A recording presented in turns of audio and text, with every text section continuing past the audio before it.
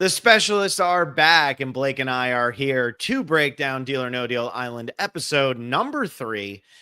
Moving on through, we've now seen 2 really bad games of Deal or No Deal be played, although poor Rock went out in unusual circumstances this week, and we'll talk all about math and the importance of math on the show Deal or No Deal Island. But Blake, you're now 3 episodes in. We finally got like full-blown Dr. Will here. How you feeling about Dr. Will's triumphant return to reality TV? It's everything I wanted. It is something where you want to be like, why are you on a reality show if you don't know the hallowed halls that you're going to join? I get most people are like, well, I just want to win money for my family. I just want an adventure. But there's got to be a layer where you're like, you can't be surprised when somebody goes, this other person was on Survivor. And you go, Mhm. wait, what? And like, Dr. Will is here. I think it's so funny seeing Parvati being so perturbed by Dr. Will of like, Parvati, this is how I would feel about you if Dr. Will wasn't here. Like you're the person who sucks the air out of the room if I have to play around Parvati the whole time. And now Parvati has to deal with somebody and him going saying like enjoy your time while you're here. I mean, Parvati was on Survivor and having like 4 people be like, what? I Is know. is like perfect of like, yes, Will is here to disrupt. It's the kind of that stuff that I like of, are you in on the joke or not? Like when you were in 3rd grade, were you laughing at the class clown or are you on the teacher side as a 3rd grader? And honestly, I'd love to ask that question to every single person paying attention. I'm assuming most people that love reality TV were laughing along with the class clowns or were the class clowns themselves back in 3rd grade. But if you're like, hey, Mrs. Smith really has a lot of stuff she needs to get through, and she's only got an hour. I'm like, bro, stop. And there's a lot of people that are on our 3rd grade teacher side on Deal or No Deal Island, and I hope they all lose. Yeah. I agree with that. I mean, it was funny. One of my favorite scenes of this, and look, not knowing Parvati is insane to me because Right. you applied for a show that Boston Rob was just on. So all you have to do is do it. It was obviously having Boston Rob on was very successful. It got the show a 2nd season, and he was the star of the 1st season. So all you have to do is type in most popular Survivor players ever or best Survivor players ever. Whether the article is written by casuals, diehard since day one, or something in between, Boston Rob, Parvati, Tony, Sandra, Tyson, those are the names that are going to come up on that list. If you don't know who Parvati is and the traders just happened, like, what are you doing? How did you not know this? And so that's one thing. The other thing I will say, though, is like MG explaining Survivor to David, and Willie D says it here. The convo with MG and David about Parv being on Survivor is killing me. Her explaining the game to David is so hilarious and it's so cringe. But at the same time, I don't expect MG to know David from Australian Survivor. Like, that is forgivable. That is. And David is such a dick and he plays it up so well. I love it. But he really leans in really well and lets her think, like, yeah, no, I've never heard of such a game. What is this? What's going on? And while it makes her look foolish, especially then when she turns around and says, I'm running this, you can't help but giggle at it, right? But what's Right. really funny is not knowing Parvati. It's not funny. It's just inexcusable. Like, it's okay with David, but to not know Parvati is crazy. And so, yeah, I'm really surprised at that. And I do like the offense that some of these people are taking to Dr. Will's presence because, like you've said the entire time we've done this podcast now, Dr. Will feeds off of that. That's like what he wants and what he wants Yeah. to do. And so it was great to see that he has not changed at all and he really does not care and he's just out there to play the game the way he's always played, whether it's his first or his 95th time. And the fact that he's like, it's stupid. It's when you're watching wrestling, do you cheer against all the bad guys and think they're despicable people? Yeah.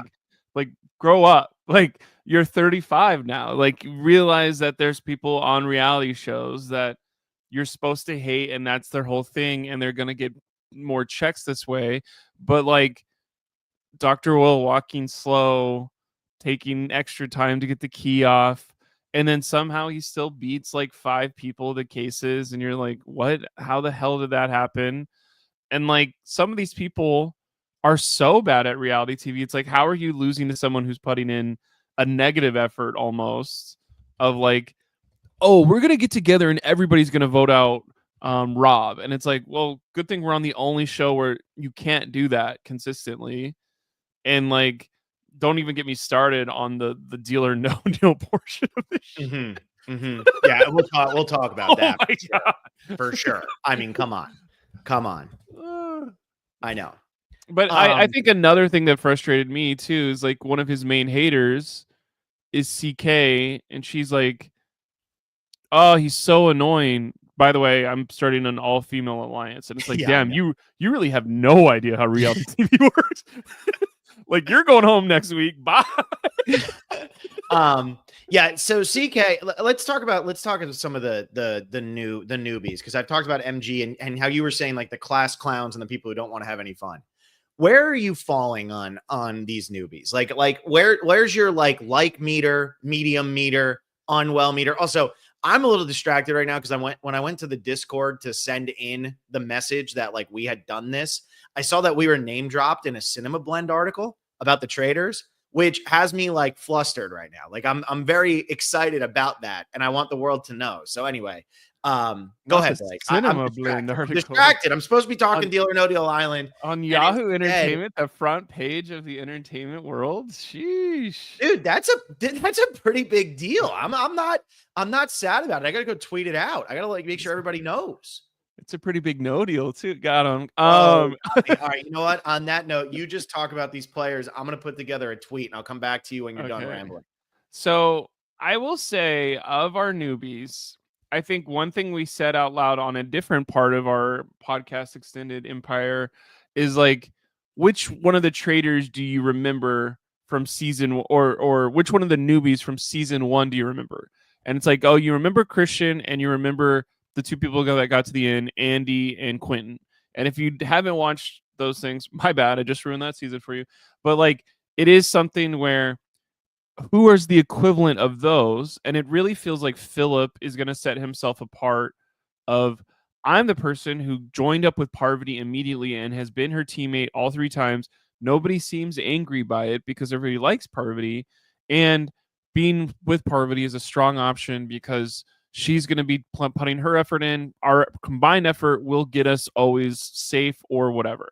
He's going for the banker case, which apparently is now, you should always go for the banker case because for some reason, not only does it come with the word split, it comes with the word immunity. We're just not going to say immunity in the case, which I was like, okay, this is... Yeah, you gotta put that word in there somewhere. That was weird to me. I don't know. Like the split thing was weird. I didn't mind separating the players, but at the same time, it was like, what was the point of the split at that point? Like, because you were safe no matter what. So really, you're not trying to target necessarily the highest people. You're just trying to target people that you don't want to stay in the game more than anything. Because do they have a real reason for getting rid of Rock? Like, what was that? Do they have a real reason for splitting up Rock? That was so sad. I know. I think Rock got in trouble because of the whole Sydney thing last week. And I think Rock became an easy target because Rock kept saying he wanted to play, right? So I mean, People were like, well, if he wants to play, let's just use him. We're gonna talk for Rock for about an hour in like 20 minutes. But I do think Philip will be a star, quote unquote, from this season. And then it's like, who else gets super far? And then the other 5 to 8 of these newbies will be like, oh, you remember that guy? And you're like, wait, what? And it's like, oh, the guy who called Parvati mom. And you're like, wait, what? Oh, Dixon. Or it'll be like, oh, the super hot guy. And you're like, well, no, David was on Survivor Australia. And it'd be like, no, the super hot guy that was young. His name was like Thunder or something. And you're like, oh, Storm. Like that's where I'm thinking we're at right now. It did feel like we had confessionals from Storm for the first time where I was like, oh, okay, I'm getting to know him a little more, but he didn't really say anything much more than, this is the case I'm going to grab because of this. And then we also had Maria have a confessional or two where I was like, I don't remember her talking from before, but great, because now I know a little bit more about Maria. And then it was like, oh, but all these people, all their confessionals are about the people we paid a big appearance fee to show up. Or they're either talking about Parvati being on Survivor or talking about Will outing Parvati. And you're like, okay, well, we're not getting any character development from them. I get that this is happening if you're only spending one day on a challenge and a deal or no deal excursion. You're doing one round every day. It may be hard to do a little bit of character development, but maybe that's where you do some like Squid Game stuff. Of we did a bunch of confessionals before the game started, and we can intersperse these when we want. Mm-hmm. Mm-hmm. Who knows? Yeah. What do you think? So let's talk about Philip here. Do you think Philip is latching on to Parvati as good gameplay, or do you think that Philip is latching on to Parvati because he feels like that's a way to get screen time? Because if you really think about the newbies, we've heard a lot from CK, but CK's also been in power positions a couple times. We haven't really heard from Lette. Like you said, Storm has almost been invisible. We got some from, what's her name? Lachelle. We got, it's Lachelle and then there's Seychelle, right? Those are two different people. Yes. Okay, I'm just trying to make sure, because Seychelle barely talked today. Seychelle had the good line. I forget what it was about, but she said something that was very funny. But then Lachelle, we heard a lot from last week. So for me, it's like, I don't know. Like, I don't know. Do you think Philip's gameplay is good, or do you think he's trying to ham it up to get his reality TV start more than anything? He keeps going to Parvati, and you know you're getting TV if you're going to Parvati. I mean, I think it is some insider baseball or insider knowledge of, if you've been watching reality TV for 25 years, it's like, if I get on a show and there is if Suri is on the show, Mhm. I'm against Suri. I'm probably going home in the first 2 weeks because she Yeah. is so influential, and it behooves everyone in the world to have Suri go further because she's drawing people to our show, whether it's Trader season 1 or Big Brother season 25. And you're like, okay, can I go toe to toe against Suri? I would like to pretend that, but I'm going to have to befriend Suri instead and then backstab her at Final Five. Mhm. And that worked for them on Big Brother. That did not work for them on the Traders. Yeah. And like, I think that's maybe the thought process of, if I am hardcore aligned with Parvati, not only do I get to be best friends with Parvati for 3 weeks in an island, but maybe Parvati will invite me to her pina colada bash that she'll have at her house. And like, I'm sure that's how some people think, but it's like, I know if I'm on a reality show, what do I actually want from it? Is, I think, an interesting question for each individual person. And maybe somebody like Philip is like, I want to be a star, I want to be influential, and I want to have a chance at winning. And all of those lead to align with Parvati, keep her safe, and then if you guys both get in trouble, you're screwed because the show will kind of finagle.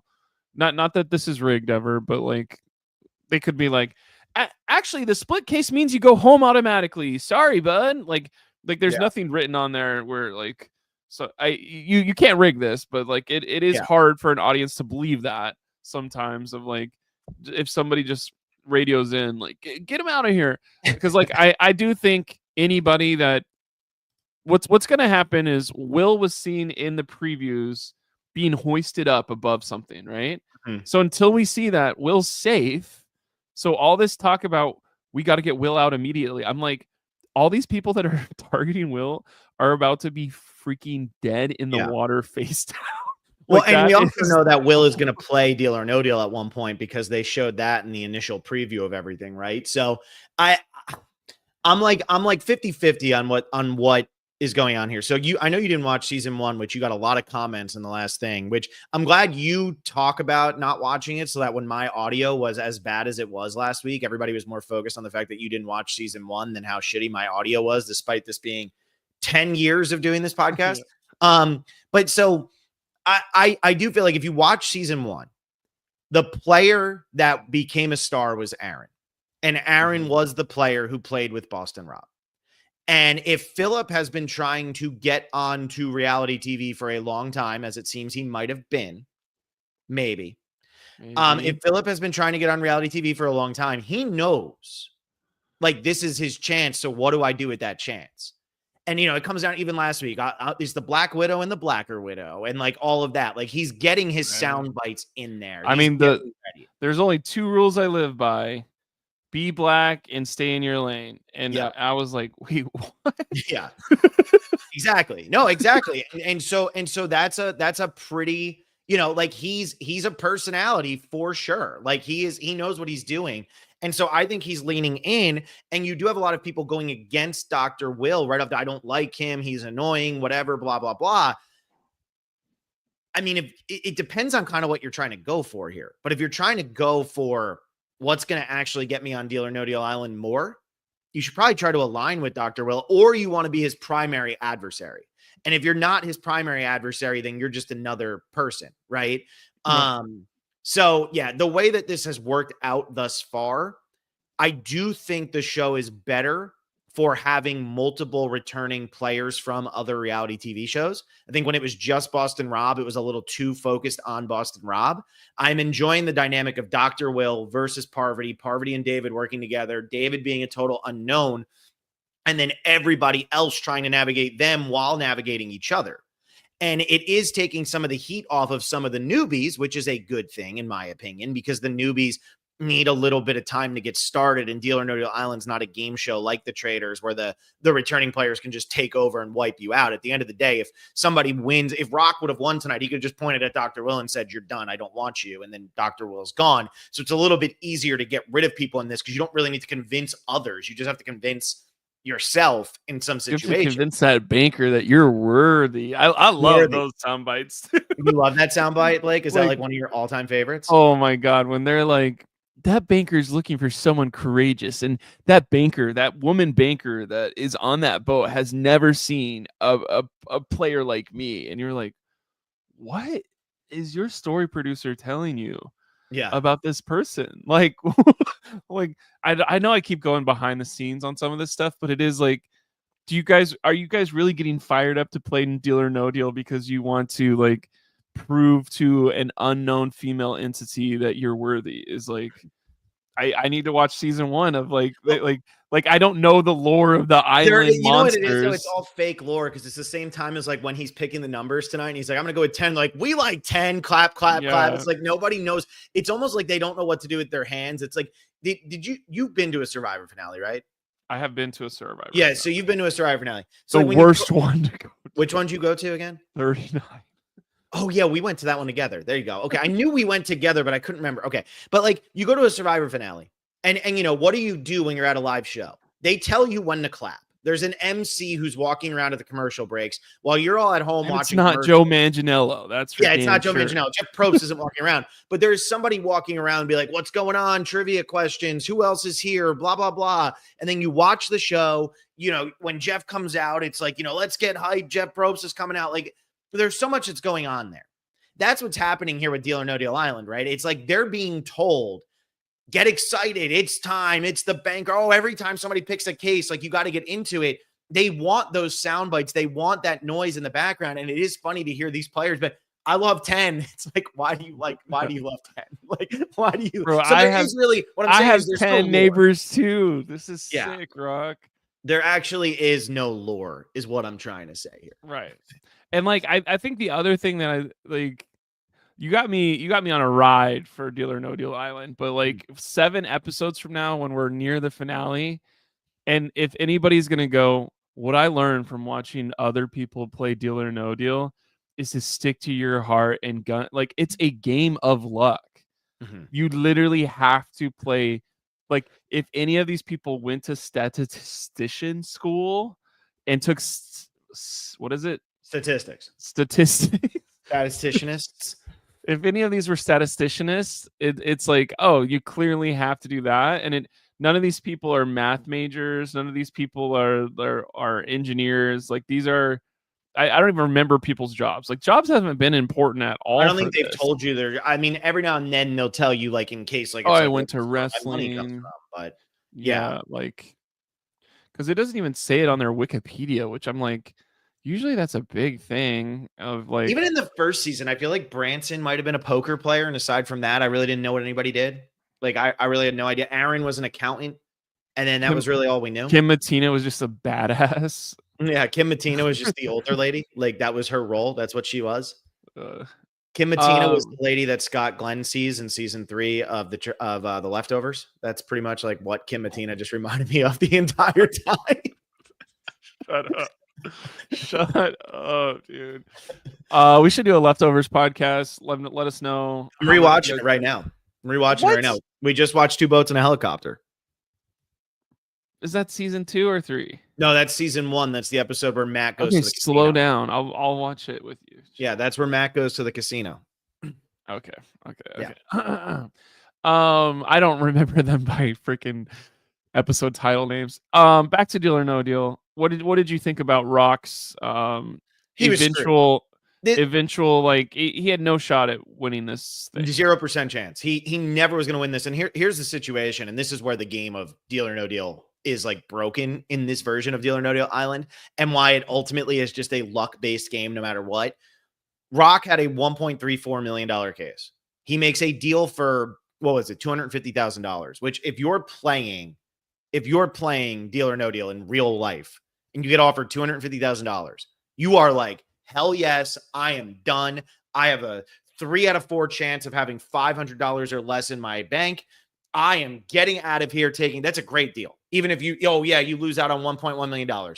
Okay, but like you won $250,000 when you had a 3/4 chance of having $500 or less. And that's where this game is so messed up, right? Because the first time, first of all, I got to say this right off the bat. When Rock had a 3/4 chance after the first round and said no deal, I was like, you absolute buffoon. What is wrong with you? Because what he is saying there essentially is, what was it? I think my case is higher. It's like, well, you can think that, but the numbers are telling you right now, you have a 75% chance of being successful by saying deal. Like, you have a 75% chance of staying in the game. When you started, you had a 50% chance of staying in the game. So your odds have gone up significantly to win this. You have to take that. Then he ends up having a really good second round, and he still has a 75% chance, and he wisely takes the deal. When you have a high case, see, in a normal game of Deal or No Deal Island, you're trying to take out low numbers, low numbers, low numbers, low numbers. In this version of Deal or No Deal, like in the version with Howie Mandel, you want to take out low numbers. In this version, you actually do want to take out the high numbers, because by taking out the high numbers, you give yourself a higher percent chance of making a good deal. If you take out the low numbers, there's a chance that you might end up in a situation where you get offered $1.5 million and there's 2 numbers below you and there's like 5 numbers on top of you.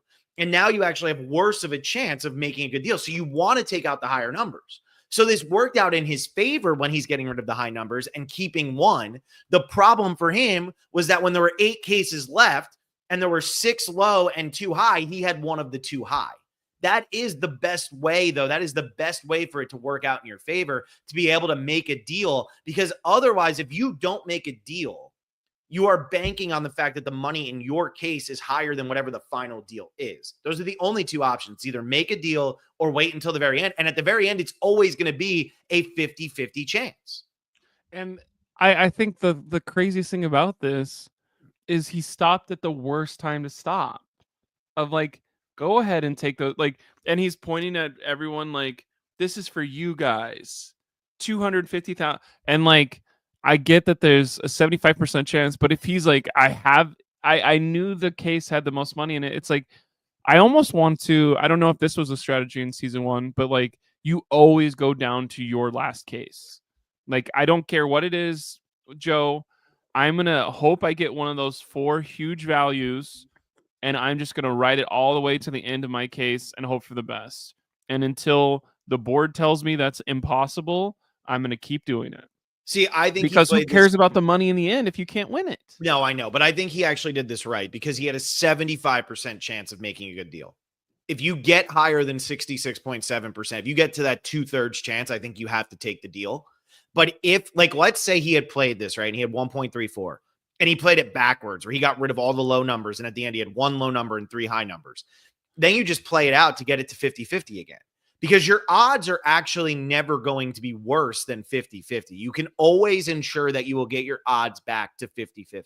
Because at the end of the game, when it is your case versus the dealer's case, you have a 50% chance of your deal being better than what the banker is offering. So I keep saying deal. I'm just using names and stuff. I'm just saying bullshit at this point. But it's like, but you are always going to be able to get back to a 50% chance. So if you can get it to like 75% chance, you've increased your chances of a good deal by 50% from where you started. Even though it's only gone up by 25%, you started at 50, you've gained 25%. That's a 50% increase, right? So I feel like that's a good, you want to do as much as you can in to get to a point of 75% or more. And maybe my math's off. I don't really care. It's just like I'm trying to spew this right now of like, he had to take that deal. And when you're in the situation and you're playing the numbers wisely, he was wrong the first time, but the second time he made the right deal. And then you lose. It's like, well, there almost needs to be a threshold in there of if you make a deal over a certain amount of money, you're automatically safe and get the pick. Because how is $250,000 a bad deal when it's the best deal thus far? And now here's my cinema blend, Yahoo Entertainment extraordinaire question for you. Is this math more interesting and fun to talk about than the strategy of other reality games that you watch? I think what's fun about Deal or No Deal Island is watching 10 minutes of Deal or No Deal is fun. Watching an hour of Deal or No Deal is boring as hell. And I would rather watch 10 minutes of Deal or No Deal than a traders roundtable where it's so heavily edited that they're just saying whatever they feel like saying. And like, we know that it's not going to matter because when Tony goes home in the traders, we all knew it was Tony as soon as they sat down at the table. But now we watched 15 minutes of them yelling at each other for manufactured drama. Whereas Deal or No Deal, it's like they're going to go up, they're going to play the game. It's 10 minutes, and it's a matter of, will this person win and survive and vote out one of the people that we do care about, which would have been Dr. Will potentially, or will they lose and go home and whatever? And if you get a person that you care about playing Deal or No Deal, such as if Dr. Will plays, if Parvati plays, if David plays, even at this point, I'll say like if Seychelle plays, because I feel like Seychelle is probably the most entertaining out of the newbies. If Philip plays, like if you care about that, you're more invested. And the strategy aspect of it comes before that. And I think what's fun is that the strategy gets to be turned off at the final portion of the game, because so often every other reality show, and I don't watch Big Brother, so maybe I'm wrong about this, but every other reality strategy-based show, so that I can eliminate the Amazing Race, at the end is when the strategy comes to a head. Whereas in Deal or No Deal Island, the strategy has already taken place. The decisions have been made. It's just a matter of now, can you get through the luck part execute, of the game? Yeah. A luck-based game. I think that's an interesting layer of that is like Rock. Does he have a shot to win, or is he like and like some people don't know this math, or some people can't fathom it, or like is Philip, whenever that was what you were saying, is like when Philip does this, is it going to be like an electric 10 minutes of like, no? And I feel like that will be more of a thing. We just got to get through these like 5 or 6 episodes to build those characters to have that payoff later, which is frustrating because you can't you don't want to skip episodes. That's crazy talk, but it's like right now we are building for a finale, and I'm hoping that the finale has people I care about and like has a crazy twist or something where I can go, oh my god. I think that's the other thing I was actually going to say is like, even when it's time for cases and they're paired up and we're going to not divide by 2, we're going to add their cases together, and it's going to be like the most math. Like they have the stuff on the left, and I'm starting to do the math, and then I realize the math doesn't matter because we're going to split one of the cases, and then those people will be last play.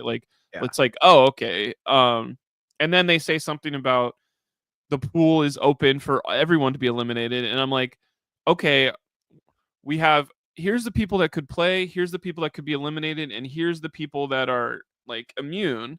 And you're like, did I know that this was going to happen before Joe started talking, or it's happening live or whatever? And I think it's pretty hard to realize, even as a person watching. I can't imagine being a contestant of just like hoping for the best and grabbing the banker case every time and like hope this one doesn't screw me over.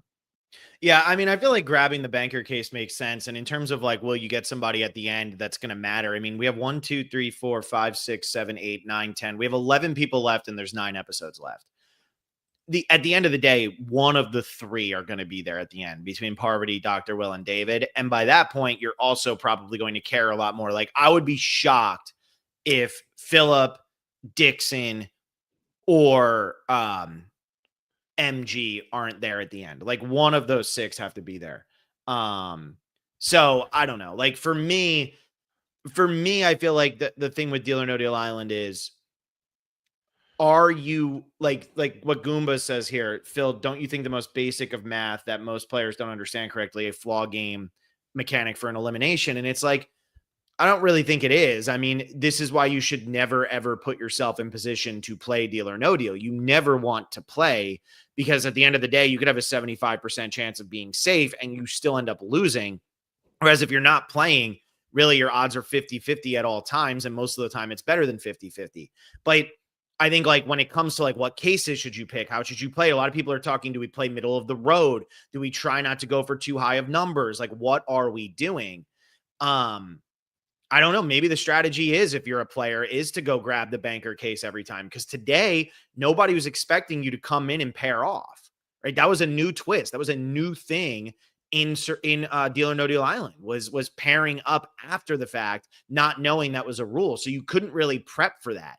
So it was, Lete goes for the $4 million case. Well, Lete might have gone for the best case there if she hadn't told everybody she was going for 4 million. She could have come back, paired up with somebody. Nobody would have known. And now all of a sudden she's in a good spot. So it is kind of forcing them to change the way they play, because up until this point, it had been 2 to 4 people are going to be eligible to be eliminated.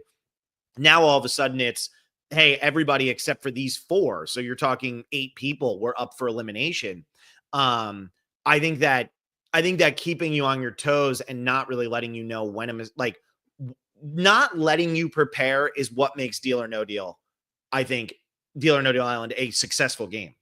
I think not letting you prepare, having randomness, at the end of the day, that is the heart of what Deal or No Deal was. And that is what people loved about Deal or No Deal, is that it was a completely random game. And I think they're finding a way to keep that involved in the reality TV competition portion of the game, while still creating fun characters and putting them in situations where they have to fight and argue and all that wonderful stuff we like to see on reality TV.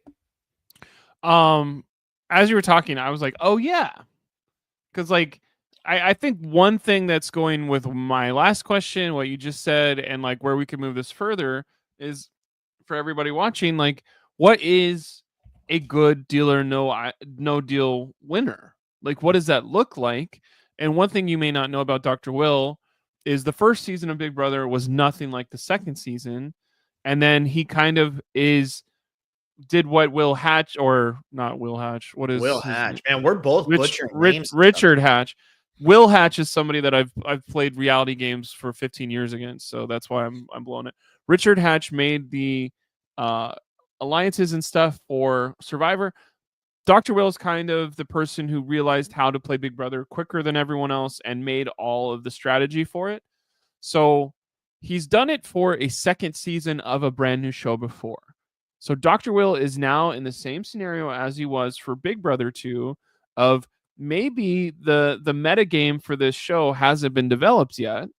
Maybe I can show you a way to, if people are always after me, they may be giving me more power by putting me in the Deal or No Deal. I can do basic math, and maybe my 75% chances are just better than other people's 75% chances, and I can have a lot of power through this mid game and craft what I want for the end game. Like, I think that's how Dr. Will's thinking about it in my head. So my question to you is, what do you think a good Deal or No Deal Island winner is? And how do you think like the second season of this will like shape that? I don't think there is one. I don't think there's going to, I really don't. I don't think that there's going to be a such thing. Like, I think if Deal or No Deal Island gets 10 seasons, you won't be able to rank the winners of Deal or No Deal Island the way you can rank the winners of The Traders or Survivor or Big Brother. Like, and even The Traders, I feel like you can't really rank the winners. Like, Suri ran circles against a bunch of newbies who had no idea what was going on. And then CT and Trishelle had played, 97 seasons of the challenge together before they went out there. So, like, woohoo, whoop-de-doo, who cares? My thing is, with this game, it really is for Dr. Will for Parvati, and for David, this is about collecting a paycheck. That's what this is about. It's about staying relevant on reality TV and collecting a paycheck. That is what it is. Broaden your horizon of what shows you're good for. And I think for the newbies, it really is about like, I want to be on TV and this is fun. I want to go have a good time. Like Rock, for as much of a fool as you might have thought Rock was for some of this episode, Rock did this right. Rock went out there and played it. He had a good time. He didn't try to figure out how to break the game, right? Like Yul Kwan would be the worst person for Deal or No Deal Island because it would be too illogical of a game for him. And so I don't think that there is going to truly ever be a good or great game of Deal or No Deal Island. I think it's always going to be, okay, like you're along for the journey. Somebody's going to get screwed by something. And ultimately, you could play a game of Deal or No Deal Island where you have 9 cases underneath the offer that comes from the banker, and you have a 90% chance of making a good deal. You say deal, and then it ends up that you made a bad deal and you're out of the game. There's really no other game show that's like that. I guess the best way you can play Deal or No Deal Island is how do you keep surviving? How do you stay out of the focus of those who are going up to play Deal or No Deal? And how do you prevent yourself from ever playing Deal or No Deal? But ultimately, there's so many random twists that are thrown in here. Like you said earlier, it's hard for us to keep track of. I can't even imagine being one of the people on the island. So I don't think there is a way to play a great game. And maybe Dr. Will or Parvati or David or one of the newbies will show us that. I don't think there is. I think at the end of the day, the person who wins, just like in season 1, isn't going to be the most entertaining or the most strategic or the best at Deal or No Deal or the best at strategizing or the best at socializing. They're just going to be the one that survives the explosions. That's what it feels like. And I think we even saw like Dixon straight up says his strategy to the camera of I have full access to every one of these sandcastles because I'm one of the first like 5 people undone from the chain, which was like a weird challenge that was weirdly explained by Joe. But it's like, okay, I kind of know what's going on because there's 2 people and like Rock was one of the last people and gets the worst case. So it does kind of matter. But like, oh, I'm going to pick a case in the middle, even though I'm one of the first 5 undone because I want to stay in the middle. And then they go, great confessional. Okay, cool. And then it's Dixon realizes if everybody's susceptible to getting dunked on by somebody that did a good deal, I don't know what we call that. Somebody gets a good deal and eliminates them. He's like, well, crap, my whole strategy was pointless. Like I should be going for the strong cases at all times. And I think that's the funny thing of the island lore of like the Baker wants to be impressed by your gameplay. Mm-hmm. And all we are doing is saying, hey, players, you should probably go for the most, you should be using the zip line. I think maybe that's a good analogy because of our first challenge of like, there's 3 ways to do this. You could walk over there through the jungle. You could swim across these buoys that are really hard to do, or use this really cool zip line. It's like always do the zip line in every challenge. Yeah. We'll try to keep you safe. Obviously, one of the zip line people went home in the first episode, so maybe that's probably why you don't. But he screwed up the math. It's like, and then he screwed up the math again. That was his fault. Yeah, and you're like, as long as you're smart, use the zip line. Mm-hmm. If you're not smart, avoid the zip line at all costs. Yeah. No, I think you're right. And it's like, how middle of the road can you play? I think at the end of the day, today proved that Deal or No Deal Island, that the producers are trying to punish people who try to go middle of the road. We are going to split you up. You didn't go for the banker's box. Well, the person who went for the banker's box is allowed to split you up.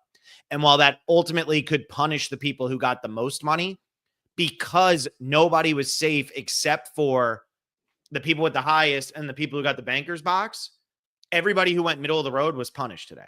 They didn't have to go play the game of Deal or No Deal, but they were being punished for not going for the higher number. Because to be safe, you got to go for the higher number. And like, if you're, I'm going to go for like the 1.2 million. And then you pair up with somebody who's got 2 million, you're not going to be safe because either you're going to be split up. And if you're not split up, you'll never have that highest number because there's going to be 2 pairs above you. So I think that this game is trying to punish those who play middle of the road. It's just a matter of, do the players realize that they're being punished for playing middle of the road? And then one final question for you. Because I'm trying to watch this as casually as possible, and it's hard to turn off the die-hard person. It really is. Because in my mind, if Rock does do a good deal, we don't know who he would have eliminated. And so now in like exit press, which I don't even know if they do for Deal or No Deal Island, do you care about who Rock would have eliminated, or does it ultimately not matter? Because Doesn't like, matter. and like you're like, usually exit press and more questions is how all these other shows have lasted for 37 seasons. And like, if you don't care about all these decisions that these characters are making, and you are kind of waiting for like bigger explosions to go off and bigger people to go home, it is kind of hard to connect with this show if you aren't watching it extremely casually. So once again, Blake, watch it more Yeah. casually, And and it's super hard to do. I think what's fun about Deal or No Deal Island, and like Will and I would talk about it, like we actually feel like there's a better game mechanism to a lot of what's going on in Deal or No Deal Island than there is in the traders a lot of the time, because there's a point to the challenges. The challenges have gotten better on the traders for sure this season. There's no question about it, but there's more, you do have more control, honestly, in this game, because with the traders, it's a flawed game already where it's like these 4 people have more knowledge than anybody else has. And now we're going to run around and and then you bring people back in, whatever. Deal or No Deal Island, I feel like, is the perfect middle ground between garbage reality TV. And when I say garbage, like, I don't mean like, The oh, good nobody should garbage. watch. What'd you say? The good garbage. Yeah, exactly. It's the stuff that's on Bravo that people eat up and whatever, but there's no game to it. There's nothing more. It's literally just these people are getting paid for the fact that they're entertaining, so they get to be on TV. And your survivors and Big Brothers and traders. Like it's a middle ground. This is a fun, turn your brain off hour at night. But there is enough strategy that we can do a podcast on this and people will listen to it. And you can question people's motives and moves. Luke played about as bad as you could play in the first game. But Rock didn't play bad, and Rock lost anyway. So that's where it's like you have to be okay with the middle ground. You can't be coming into this being pissed off like, well, they should Fiji.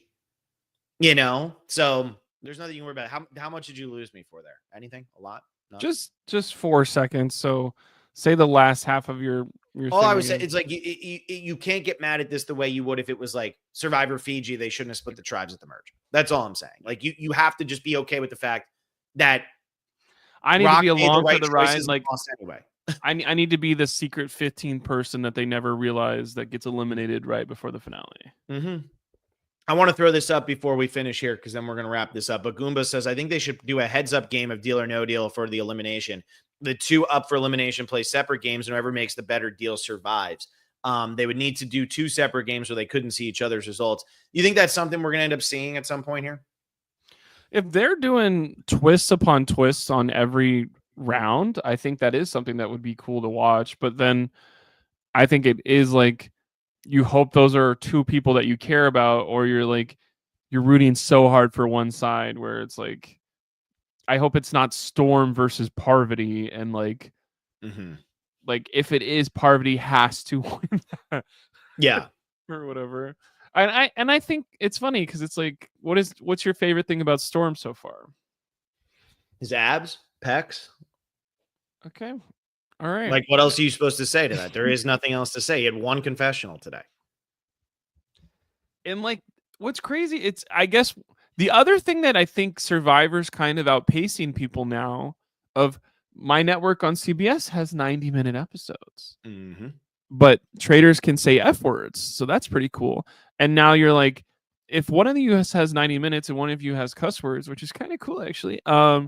Now Deal or No Deal Island's 42 minutes doesn't feel like we're getting enough from our people. I don't think here's my thing. No, and I just want to say this because I think that's a good point. But I will say, with Deal or No Deal Island, when I'm about to get to the point of, okay, I don't want another segment of them hanging out at the village, they normally go play Deal or No Deal.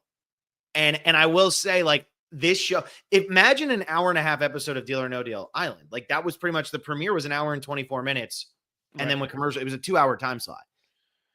They just played Deal or No Deal longer instead of talking to people. Don't need that. Yeah. Don't need that at all. No way. But I hear what you're saying. And I'm curious why Peacock, well, because Deal or No Deal Island is on NBC, I'm curious what, Universal is seeing by choosing to keep Deal or No Deal Island on NBC while putting the Traitors onto Peacock? What is their reasoning behind these two things? Because this morning I woke up at 8 o'clock to watch this episode. It wasn't on Peacock yet. Like, I had to go watch it on NBC. I don't get that. I'm trying to watch these at 1 a.m. Tuesday night, and it's never there. And I'm like, oh my I god, know. I have to wake up early. I got a literal email from Blake at 4:09 a.m. Eastern. Like, that was just like, I'm sick of this. And I'm like, dude, first of all, text me. Second of all, it's 4:09 a.m. If Like, I text you, you wake up and you think I'm like dying or something. No, I have it on mute. You could be dying. I would never know. Oh my god. No way. Do not disturb. Ringing through. But anyway, let us know what you thought about this episode. Let us know what you thought about, all of these things that we've talked about here. And we'll be back again next Wednesday around this same time, breaking it down. Hopefully Blake watches the episode the night before so he doesn't cry and complain about his early West Coast wake up time. And yeah, Will and I will be back on tomorrow. Tomorrow night, we will do Traitors. The Traitors. Yeah. And you know what? I'm excited for that episode now that we've been mentioned in Cinema Blend. Yeah, that's pretty cool. So there you go. Are you letting fame get to your head in real time, Phil? I think what's going to happen is I'm going to wear dark sunglasses and I'm going to look like Bob Dylan. I just saw A Complete Unknown. He just walks around in dark sunglasses and mysterious jackets the entire movie. That's going to be me. So instead of A Complete Unknown, what would you be? A complete Cinnamon Blend reference? Yeah. A complete no. I'm just known. What do you want from me? Anyway, thank you all so much for listening. Like this video, subscribe to the channel, and we will see you next time. See ya.